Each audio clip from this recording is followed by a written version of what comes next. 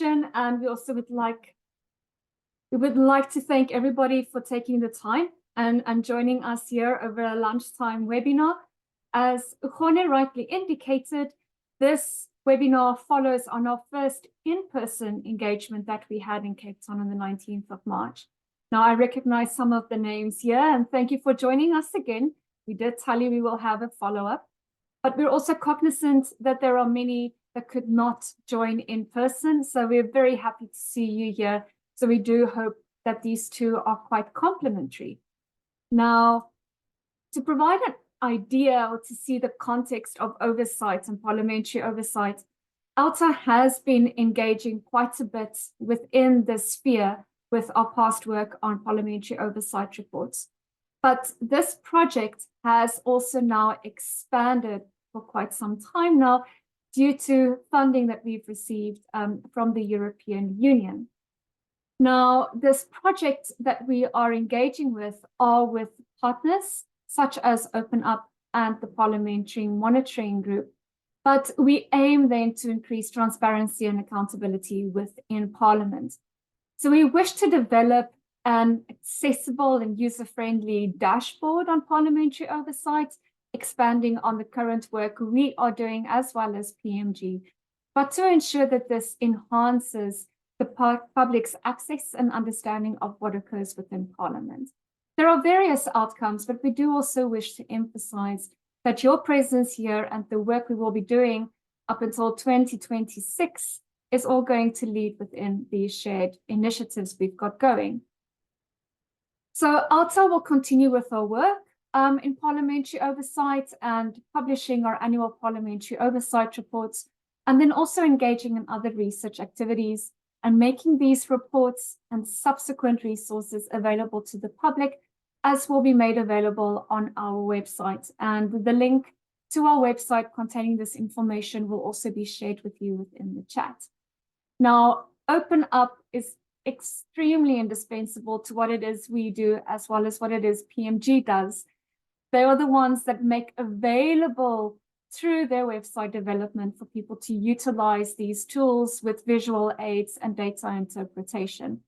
And then, of course, with PMG, the Parliamentary Monitoring Group, we will all be extremely paralyzed when it comes to receiving parliamentary minutes of meetings, getting access to bills, tracking the bills, see where they are, monitor attendance rates of members of Parliament as well as the executive, and also to see the questions and answers that are directed to the executive.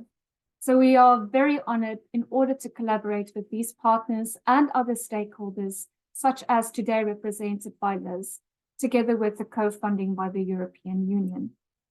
Now, I'm quite sure we will all agree that parliamentary oversight is extremely important. This was particularly highlighted within the Zondo recommendations, that unfortunately MPs were implicated within state capture, but we also have seen how it was a lack of oversight and meaningful oversight by MPs that led to state capture having taken place. But even though that is not isolated, meaning that it was only Parliament's fault in being implicated, we know that these things don't occur within isolation, but we did feel strongly that there were already trends and concerning instances that have occurred during what we call the state capture era, that if members of Parliament within portfolio committees scrutinized and held the executive to account, asking tough questions, insisting on acts of accountability and redress, then hopefully that impact was not as stringent as it were in those instances. So we do feel that parliamentary oversight, particularly in terms of ending now the 6th Parliament and going on to the 7th after the elections, is something that needs more highlights more than ever. As mentioned, and then you will see in our chats, Parliament, our oversight reports have been published annually since 2019. So we are quite lucky that this started already with the commencement of the 6th Parliament, allowing us then to scrutinize and compare what has occurred within this period. Now, as our team at OUTA, and once again, very dependent on the efforts and work made available by PMG, we were comparing various elements ranging from qualitative data, so looking at the discussion points within meeting minutes, but also annual reports, annual performance plans, and the budget review and recommendation reports, and tracking to see to what extent and if the portfolio committees follow through on their recommendations to holding the executive to account. Together with this, based on our research, we've submitted this to Parliament together with our recommendations, but we also have been able to make our own evidence available during the State Capture Commission on things that were observed that is of pertinent public interest. Just a quick overview, not going into detail with that, but we do have the introductory report that came out in 2019, looking at a lack of political will and seeing how it was important to have open governance, specifically public participation. And we would like to emphasize the importance of meaningful public participation. This is not something that should be a tick box exercise. We do require active engagement, education from Parliament to the general public, as well as follow through on these items. Unfortunately, in 2020, we found that MPs were caught asleep at the wheel.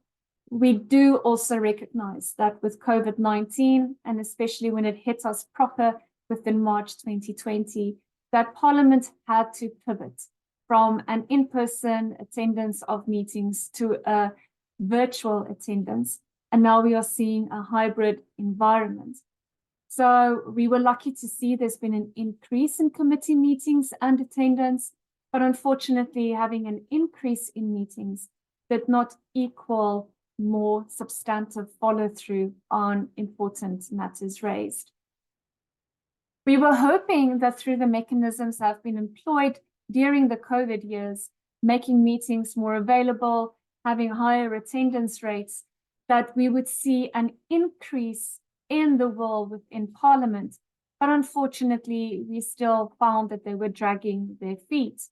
And we wanted a closer alignment of actions with national priorities, because of course our finances had to be amended to accommodate for the expenses and the realities hit by COVID. But that also means we could not ignore other important aspects within Parliament. COVID was only but one instance and implication. Life still had to continue. Unfortunately, this led to us already to see in 2022 that the can has been kicked down the road. So once again, we started getting the Zondo recommendations, and we were hoping to see how Parliament meaningfully takes these recommendations on board and does something with them. But alas, we had to wait quite a bit when the final reports were submitted in June 2022, followed by the President's report, and then only followed by Parliament's implementation plan a couple of months later. Now, it was very clear, stated by Zondo, that Parliament did not have to wait for the President's report before continuing on their own processes, but this was not the case. And we did see the fallout 1 year later when Zondo did hold Parliament to account, saying if state capture had to occur again, unfortunately, based on current observations, Parliament would not be able to stop this. So this was quite concerning. And then last year with our most recent report, we found that Parliament became a bit of a nightmare. This promise that we were all looking forward to under democracy, and seeing the reports, Zondo coming out and the implementation plans, and a couple of years have been ongoing, well into the 6th Parliament, and together with the burning of the National Assembly of Parliament, unfortunately, this fairy tale that should have been our democracy and our Parliament did not come to fruition, and upholding the promises it had to make to the public and to uphold our democratic principles. So structural reforms are extremely important to prevent this erosion of democracy. We will see what will occur within our 6th Parliamentary Oversight report that is due to be published this year, approximately in September.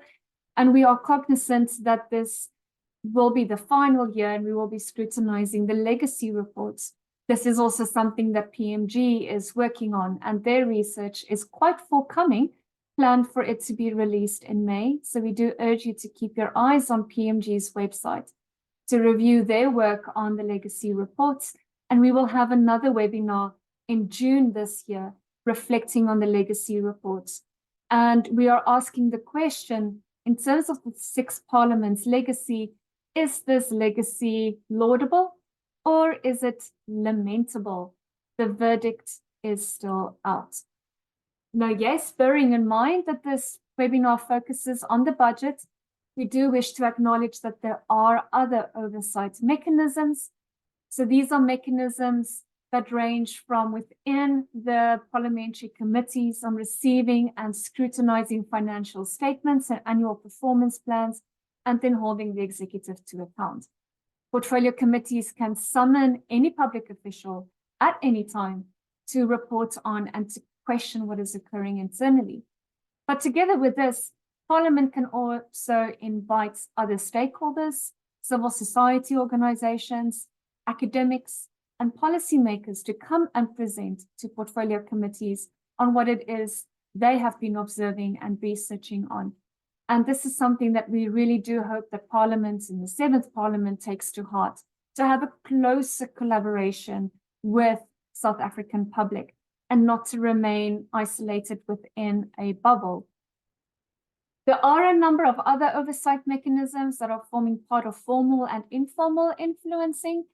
So these include submissions and presentations to portfolio committees.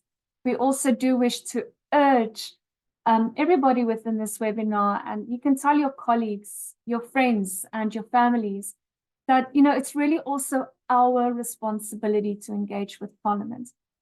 It is one thing being critical of Parliament, but this is a two-way street. If we don't use our voices and make submissions to Parliament when they do have calls for commentary on bills or other actions, we're also disregarding our own duties. And I do need to add in here, the same goes for our elections. If we don't exercise our duties and our right to vote, can we really complain about the current Parliament? So there are various processes. We can submit complaints, we can make submissions, but then also we can reach out directly to individual MPs. PMG has got a sister website known as the People's Assembly. And through the People's Assembly, you can actually search for your local representative MP, see where the constituency offices are, and try to reach out to them. The People's Assembly does make available the contact details of members of Parliament, chairpersons of committees, as well as secretaries to committees. So we do have some power at hand. We do also wish to build relationships with parliamentary staff and other representatives. We don't want to have a relationship where we only have critique, but we do wish to foster partnerships and collaborations. And that is why having external partnerships are so important, such as what we can see with our current project funded by the European Union, but also for all of you that's attending this event and being open for such shared stakeholder integrations and collaboration.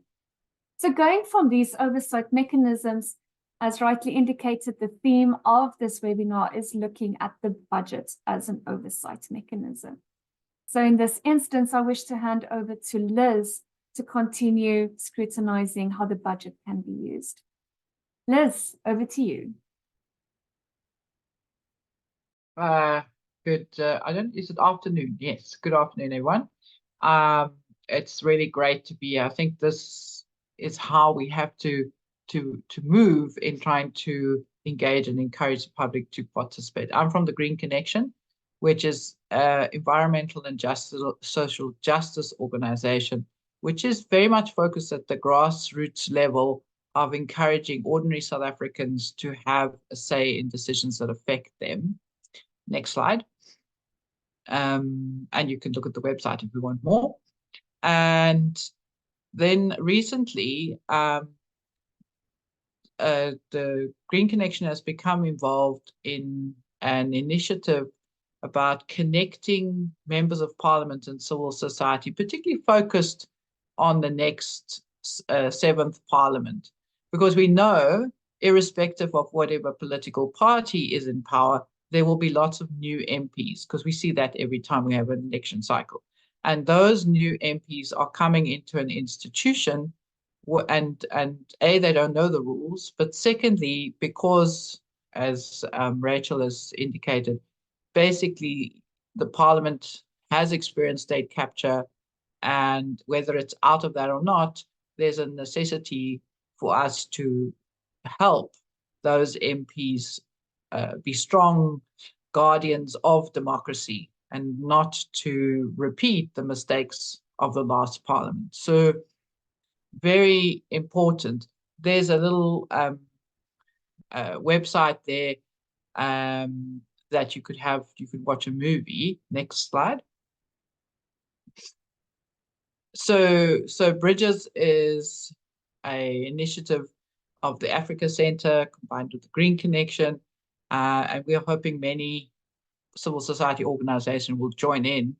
And the whole idea is that members of Parliament need information, and in order to get that information, in order to hold the executive accountable, and many MPs don't necessarily have the subject matter at hand that enables them to do that. So what we are aiming to do at Bridges is to try and get new MPs sufficient information for them to sit in their committee meetings in Parliament, and for Parliament to then really use those committees as the engine rooms in order to drive accountability, to ensure that they have a responsible Parliament.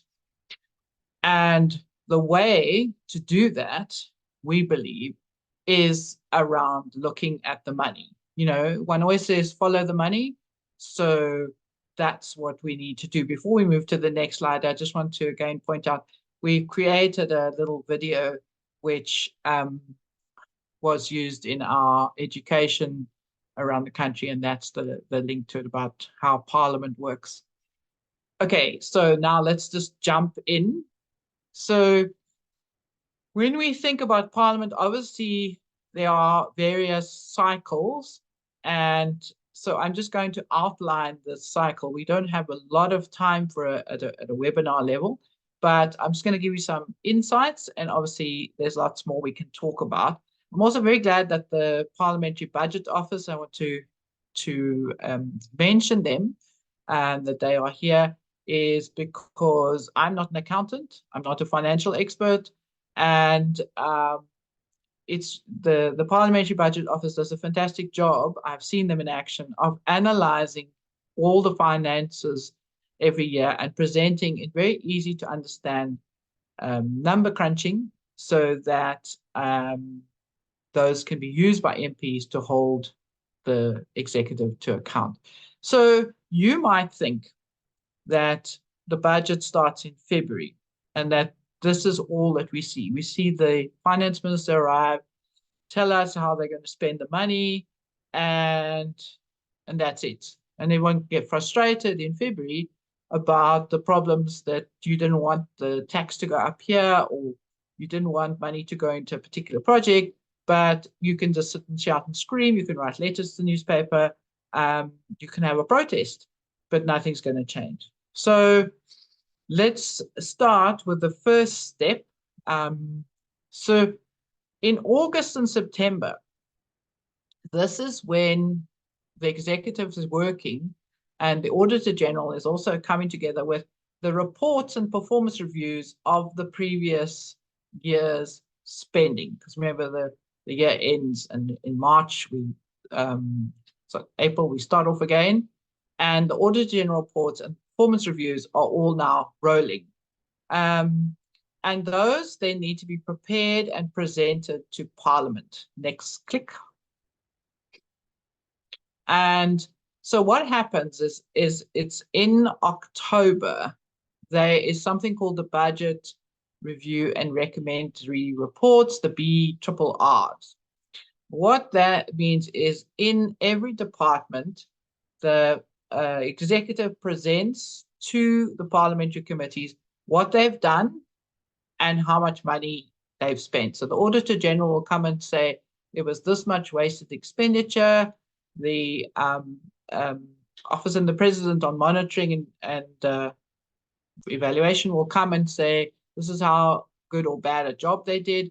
And Parliament listens to all of that. And they then, each committee then makes a recommendation report to the executive to say, well, actually, we didn't like the way you dealt with things here. And therefore, we think that going forward, you need to address this issue. You need to stop wasting money. You need to follow up with these guys that did bad things. Whatever has to happen, whatever actions they recommend, we don't want you to put any more money into this. We want you to put money into other things. Then that goes into the Parliament report, and the Parliament report is then sent to the executive. Next.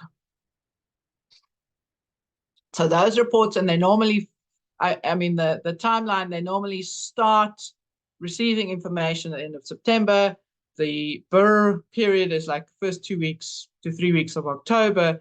And then the reports are done and sent to the executive. Now, some committees will then ask the minister to come and say, what are they going to do? They've got the report, and now what are they going to do in response?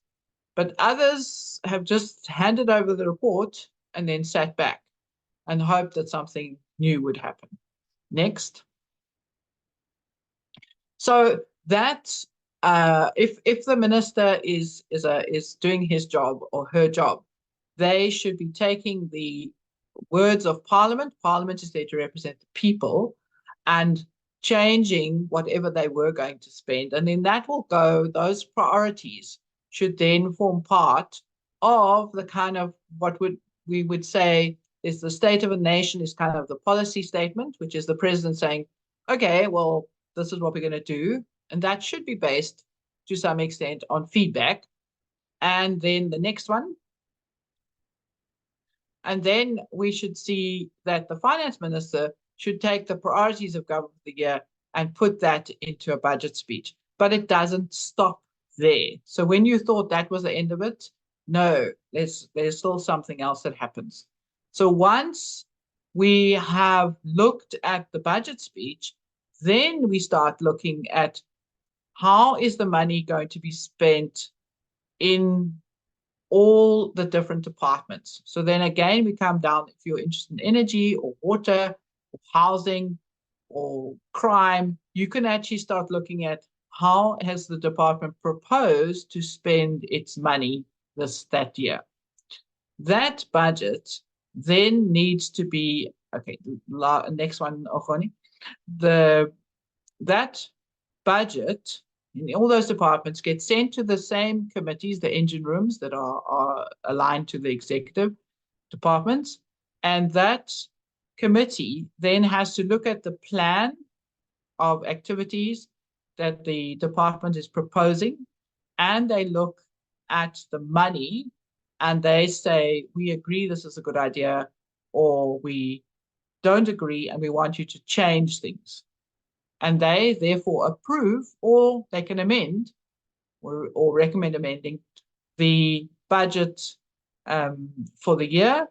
And again, that report is then prepared by Parliament and submitted to the House. So the whole of Parliament then votes on to approve or not approve the different budgets.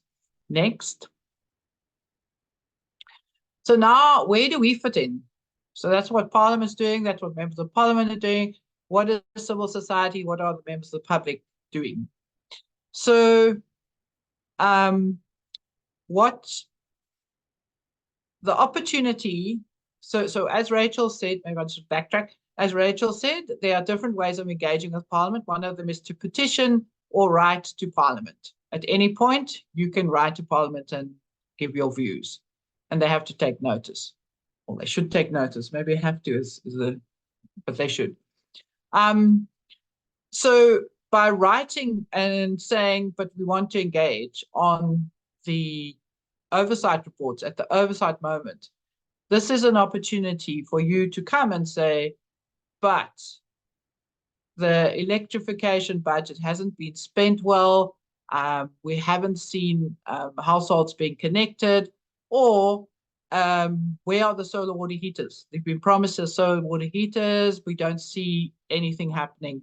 And you can then add and help politicians ask the right questions of the department and potentially influence their thinking and how they can take things forward. So if they know that there's an issue on the ground with some of the plans that Parliament was supposed to do and the money, they can then come back and say, we are therefore recommending something as a follow-up. We want the department to relook at that budget, and we don't want them to spend so much money on this because it's clear that there's corruption, or it's clear that there was no delivery, or we actually want you to spend more money on this because you didn't deliver. And so in that way, it's an informal influencing, but it could be effective. Okay, next.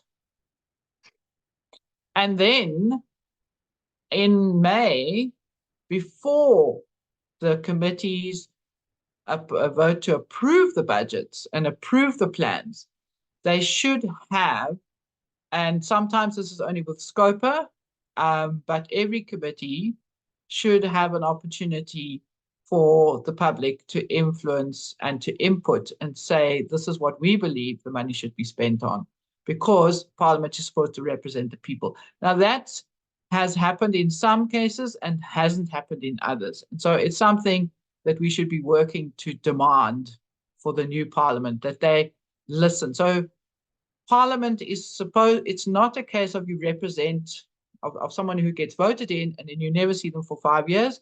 It's supposed to be a participatory democracy, which means that there should be ongoing engagement between members of Parliament and the people they serve.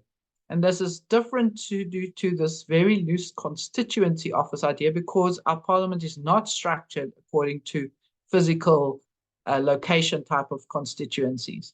And the members of Parliament that, for example, sit in a committee like energy or water are not, there's only like 6 to 8 MPs in that committee. So obviously they don't represent the whole country. So you almost have to think of them as subject committees, and therefore anybody who has anything to say on a particular subject should be able to access those particular MPs, even if they don't live anywhere near you. So that is how we think that we want to intervene. And so this is also where Bridges has picked up this initiative to say, can we help these MPs that sit in Parliament to make better decisions and to ensure that they're able to hold the executive to account and open up the public participation space. And I am going to say thank you and stop there.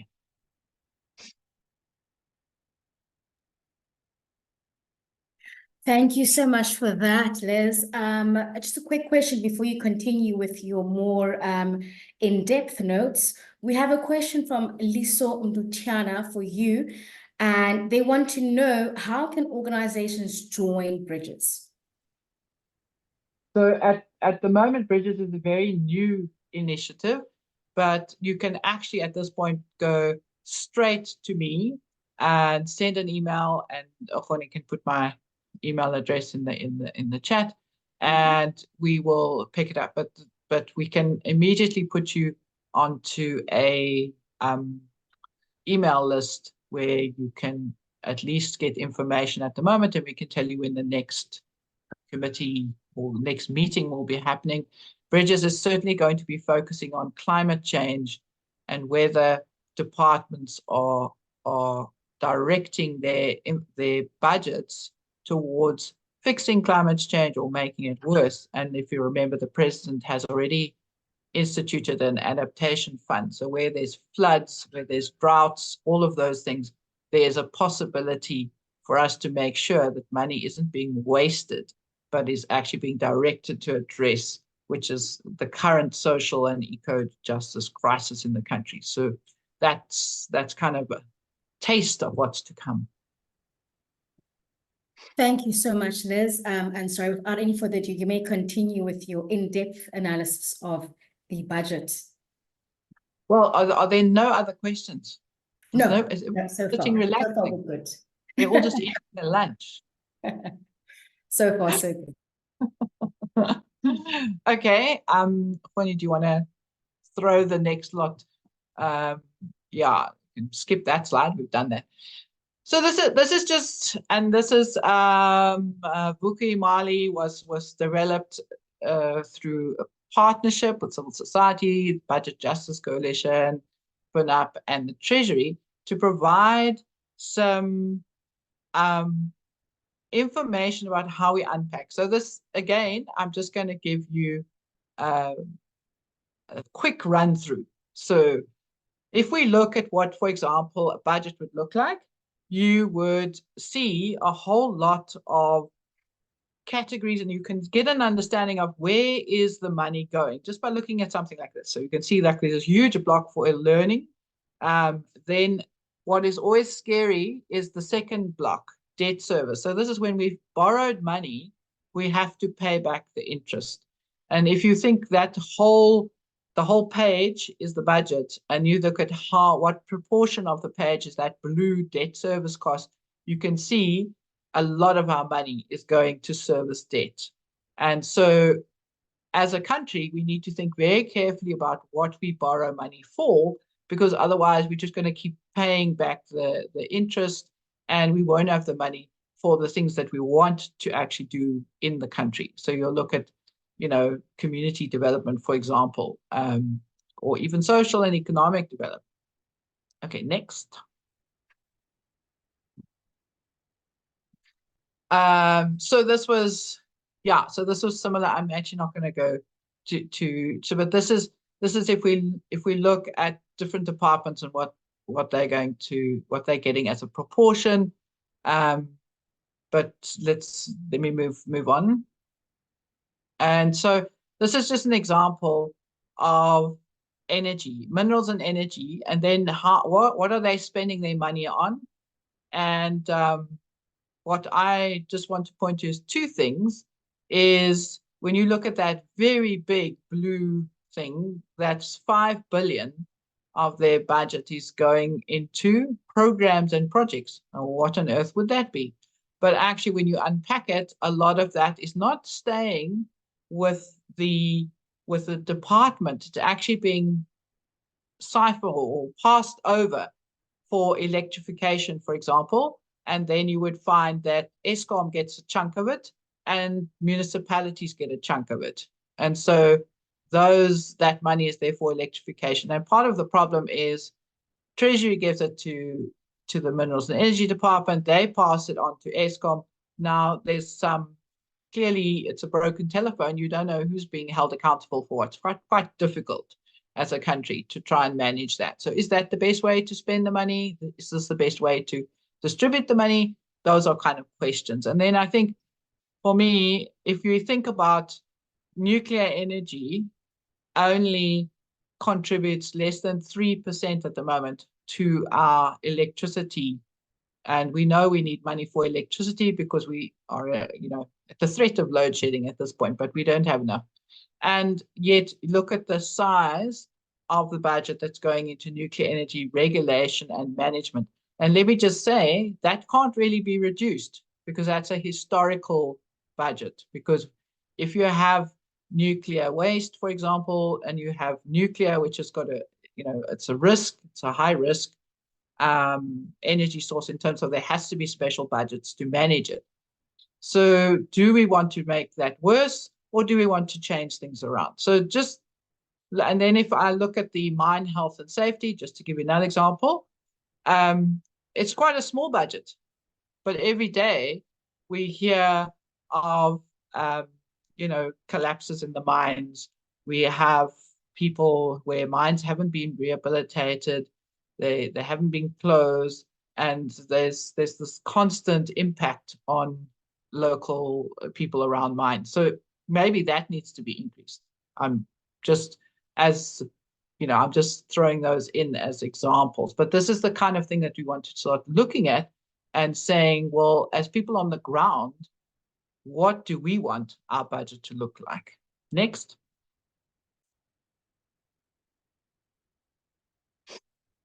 Yeah, again, next one, just to get that red circle that I know is there. Yes. So again, I'm not going to go through this. This is the kind of thing so budgets are called votes. So vote 34, for example, is mineral and energy. I'm using that because it's something that I know a little bit about. Where is the money going? So I just wanted to highlight there are subsidies. Subsidies on products and production. For example, the Petroleum Agency of South Africa is getting. And then there are various people are getting subsidies to manage water. This is when we have, you know, the acid mine drainage. That's something. So in other words, this is when mines maybe pollute the water, and then they are taking responsibility, and then the government has to step in. So I'm just giving you an indication of the kinds of things that maybe government has to pay for, which possibly it shouldn't be paying for, because there should be others that cause the problem that paying for it. Okay, next. So again, I just wanted to give you an idea. So then again, there's this like different agencies that are getting money, like, for example, the Education and Training Authority, the Diamond and Precious Metals Regulator. Did you even know what that is? That existed? Then you've got the Council for Geoscience, and a Public Works Program, Mine Health and Safety Council. If you think of that little tiny amount it's getting, and then think about the problem that we have with some of the mines, and nowhere do you see there renewable energy. But you do get something to SANEDI, the South African National Energy Development. And also, again, we have more National Nuclear Regulator and the NAWADI, the National Radioactive Waste Disposal Institute. The reason I'm highlighting that is that's an institute that was supposedly set up a couple of years ago. And as far as I understand, it's not functioning, but it's got quite a lot of money going in there. So what are they doing with that money? So again, questions. Next. Yeah, so, and then in each department, you would have foreign or international associations that the department is paying for in order to build those linkages. I'm just taking that again. Look down that column. You can just take the previous years, the first column. As you go across the page, it's increasing years. And again, you have to look. So the African Petroleum Producers has got some money. We joined that. The International Energy Forum, we've got some money on. We joined that.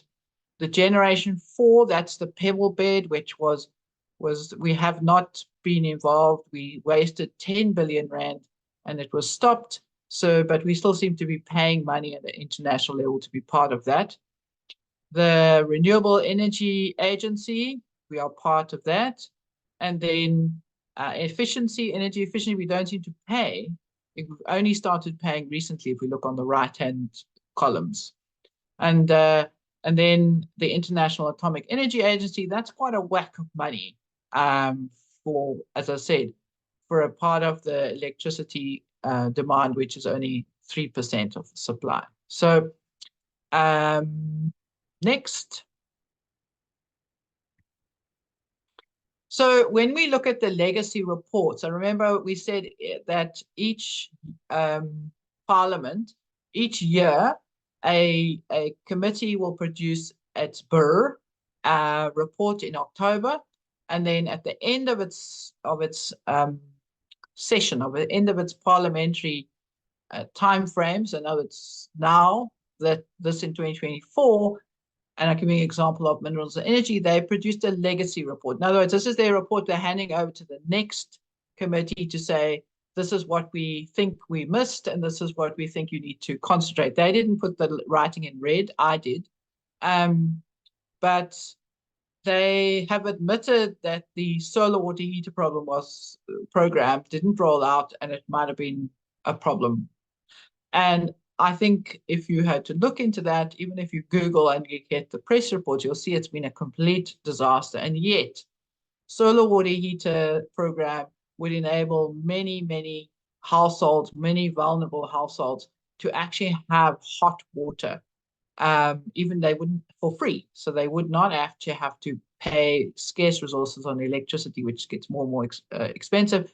Or even if they don't have access to electricity, or if there's load shedding, they would still be able to have hot water. Given South Africa's weather, of course, there's a few days when it doesn't work because there's no sunshine, but they would be enabled to have better quality of life.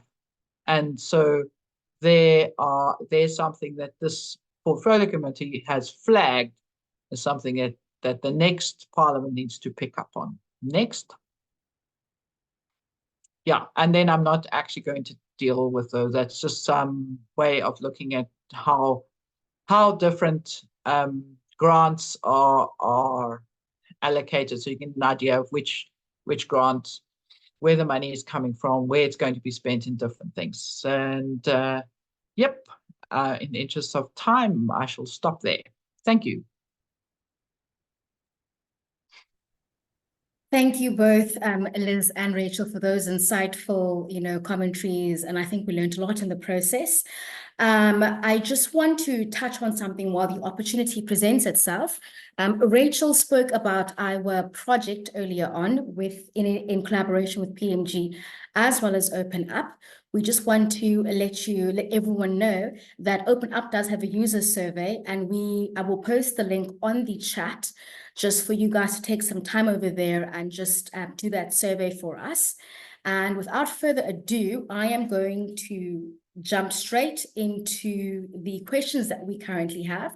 We have two questions, Miss Dr. Fisher and Miss McCade.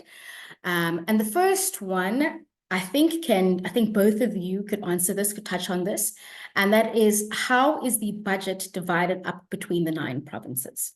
Maybe Liz, but I think both. I think would be interesting to hear from both.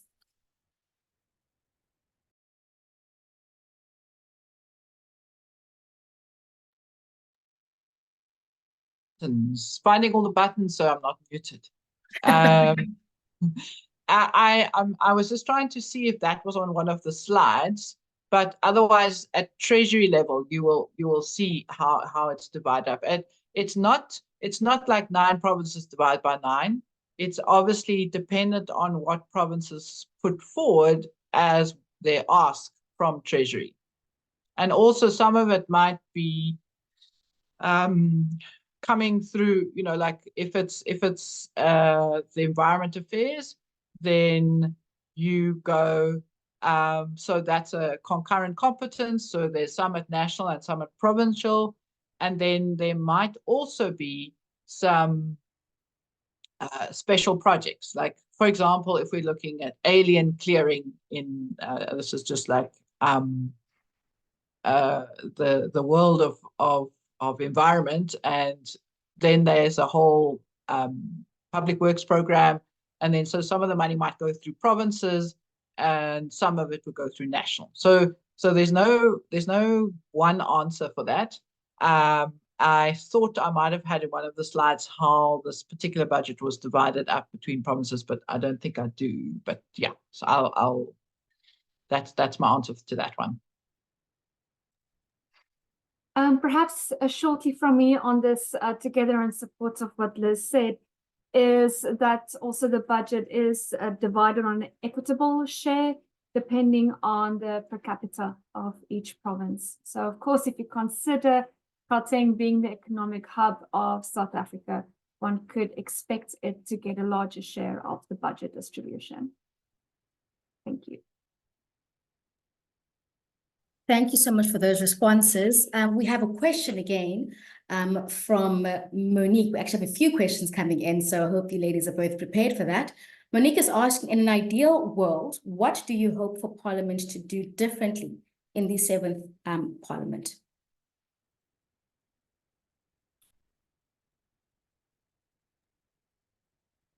Rachel, you can go first this time. Great. Okay, so I suppose one of our big hobby horses, together with everything that we do focus on Parliament, I'm going to focus on two, but I'm sure, Liz, they connect closely to yours as well. We really do focus a lot on public participation, but predominantly meaningful public participation. And we've been insisting on this with portfolio committees, but also with the Public Education Office at Parliament that really does its utmost. And we do also realize when we do our parliamentary oversight reports, we are mostly focused on a select number of portfolio committees. We cannot look at all of them. And we then predominantly look at these portfolio committees and how MPs are performing. We are aware Parliament is not just MPs, that there are other functions that are trying their best and everybody is facing resource constraints. But it would be very important for us to see that portfolio committees actually invite external stakeholders, whether it be civil society organizations, depending on the sphere that they work in.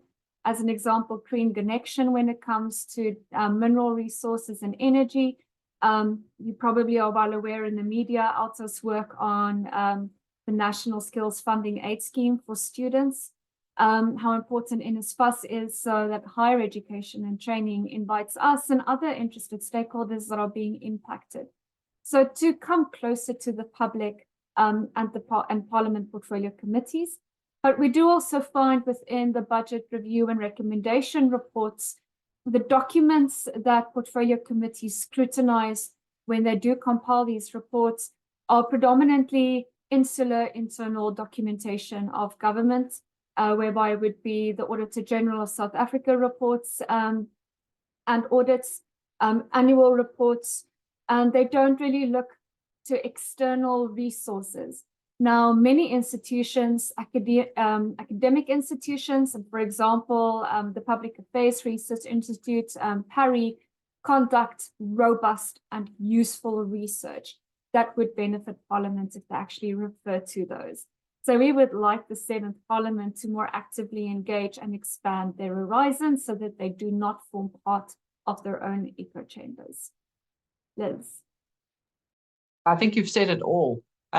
For me, an ideal Parliament would mean that members of Parliament look to those people outside of Parliament and outside of government that have information that will strengthen their role as the representatives of us in order to make sure that the executive is held to account. So, you know, transparency, being enabled to come and provide information. But I think a very important one that OUTA has picked up on and that will need further work is that accountability mechanism. It's no good if you get an opportunity to present and then they just say, thank you very much, and then they don't do anything differently. So there's a need to push that when there is public participation, that public participation is seriously and meaningfully engaged with. And I think we've got a few steps to go in order to get that right.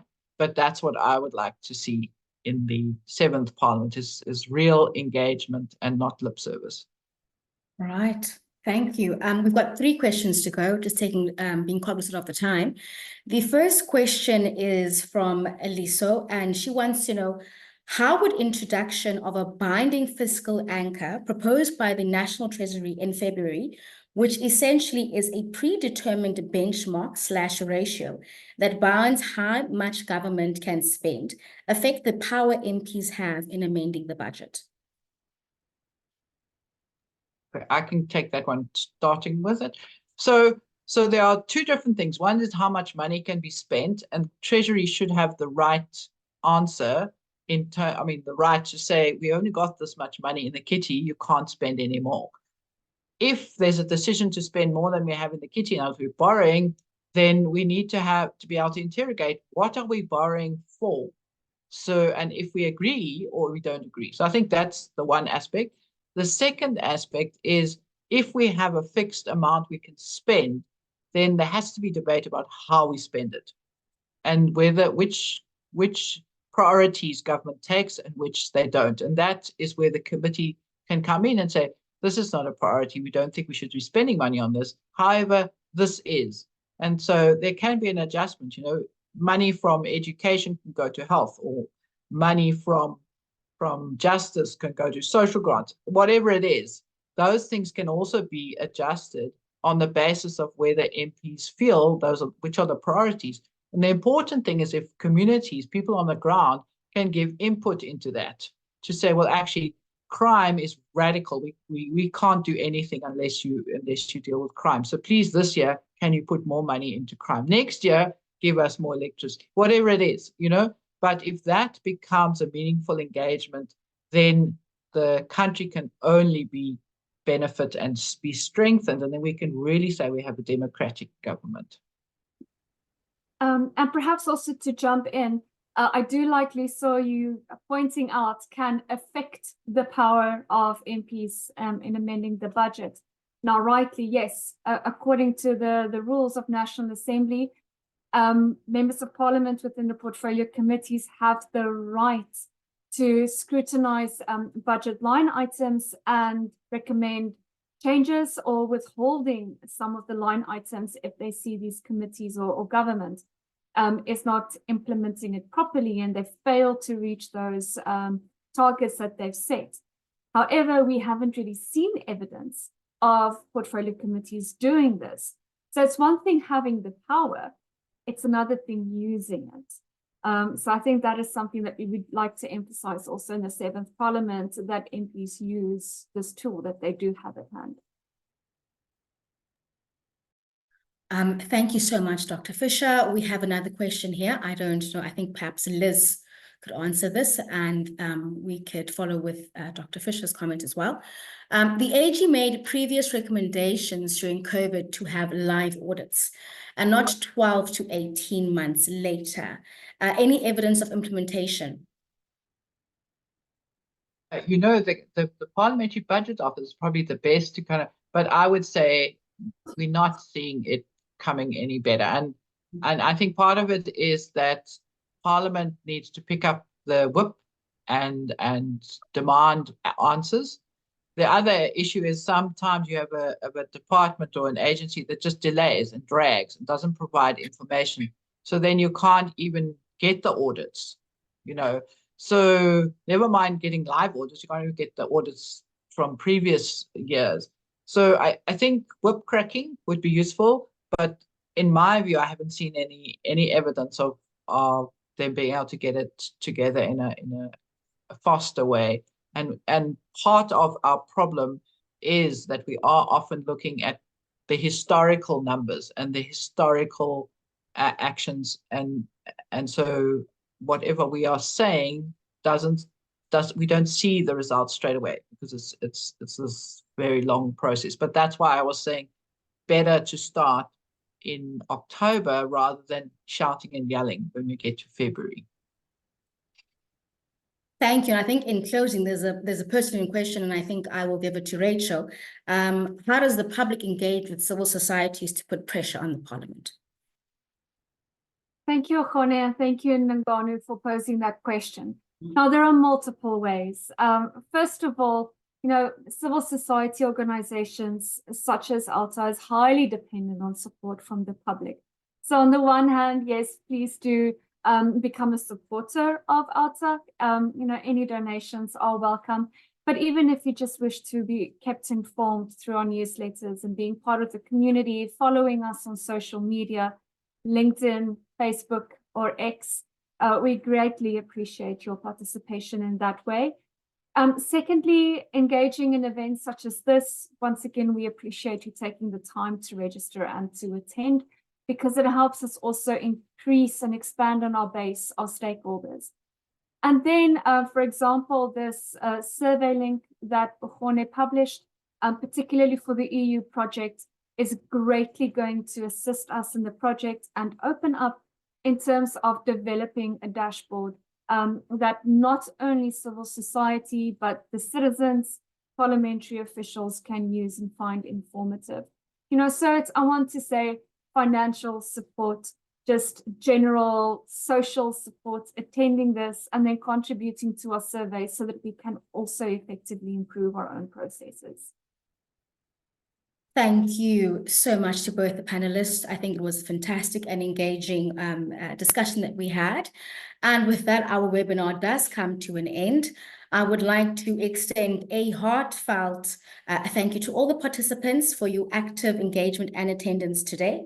Your involvement is crucial to the success of our efforts in promoting transparency and accountability. So we will provide you with the link of the recording and attend to any unanswered questions via email or any questions that you want to still pose.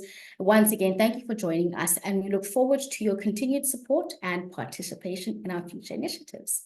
Thank you. Thanks very much, everybody. Thank you.